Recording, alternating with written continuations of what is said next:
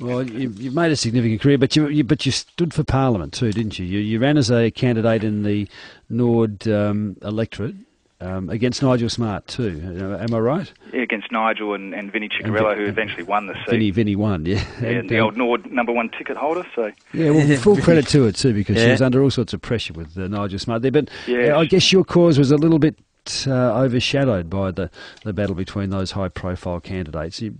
Tell us about it. I guess, it was overshadowed. I guess in the front page of that election. But I think we did what we wanted to do, and that was create a lot of awareness about dignity for disabled. And I've always really been passionate about social causes, whether it be disability to employment or all those sorts of issues in the social sector. And I got together with David Holst, of course. Yep. We played in that 82 grand final, and Holsty's been a huge figurehead for that cause, and he's run it for the last 2 years. And he and I just met for lunch a few times and talked about how to raise the awareness of it, and I decided to run in that seat based on the back of my son's issues with autism, young Mitchell, who's just doing fabulously well.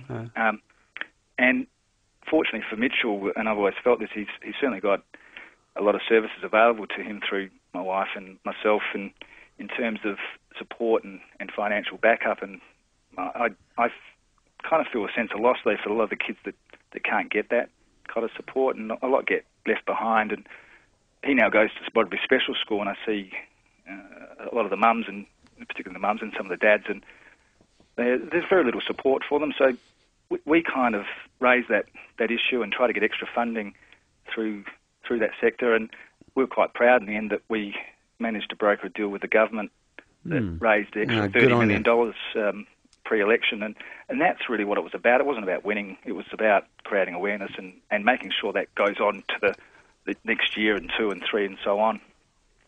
So yeah, it did what it had to do.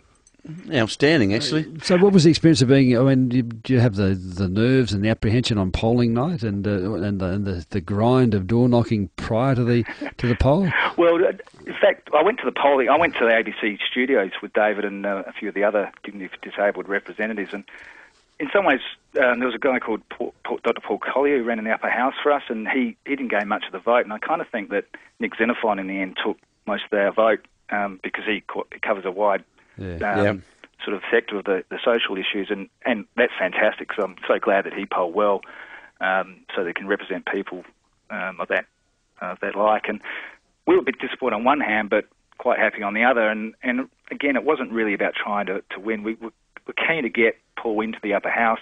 He didn't poll that well, and nor did actually a lot of our candidates did. We got around the 1 or 2% mark, and you're happy with that. But again, it was more about awareness. Yeah, fair, cool. Yeah. Rick, do you follow the footy now or not? I do, yeah. Mainly at SNFL level. I go every other week. I'm doing the physiotherapy for the team, and I keep my hand in there. What for Norwood? Yeah, I've been doing it for the last 10 years. So I went back to the club after a little bit of a sabbatical from there. After about 7 or 8 years, went back as the physio, and I'm enjoying my time there. They've hit some hard times, some tough times, Rick, haven't they? The legs. We're really struggling financially, and we're trying our best to get back on board, but things are hard at SNFL level these days, as you would know, and taking over the AFL and all that sort of stuff. But I don't really follow the AFL that much. My daughter, though, Taylor, she's very keen going to the Crows game, so we went to a few games this year, and she loves it, so we might go next year, I guess, and we'll see what happens. Does Mitchell's 5, isn't he? He's 6 now. He's 6. Does he have an appreciation of football? No. I play out the backyard with him from time to time, throwing the ball to him, and he struggles a fair bit with his upper body strength, and he can't catch at the moment, but he's just started to throw. Yeah. He loves running and jumping on the trampoline and things like that, and he's just he's gold. He's the most gorgeous kid.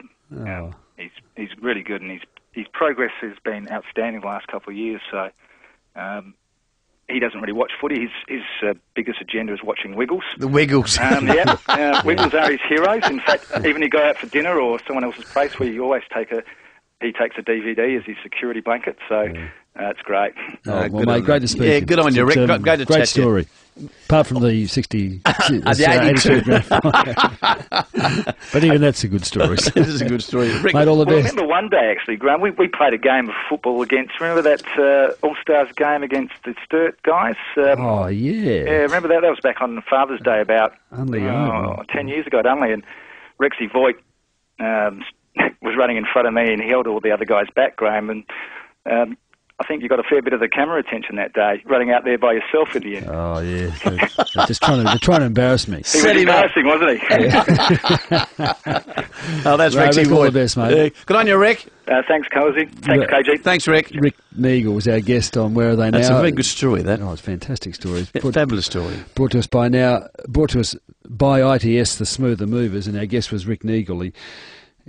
Terrific story. Yeah, it is a good 6 story. goals in his first year in the grand final. They won the premiership in '82. Then he stood as a candidate Good on in him. the last election for the lobby group Dignity for the Disabled. His young son Mitchell is autistic and passionately pursued his Good on him. his beliefs there. And That's a good story. good to see him making a difference. My word. Rick Neagle was our guest.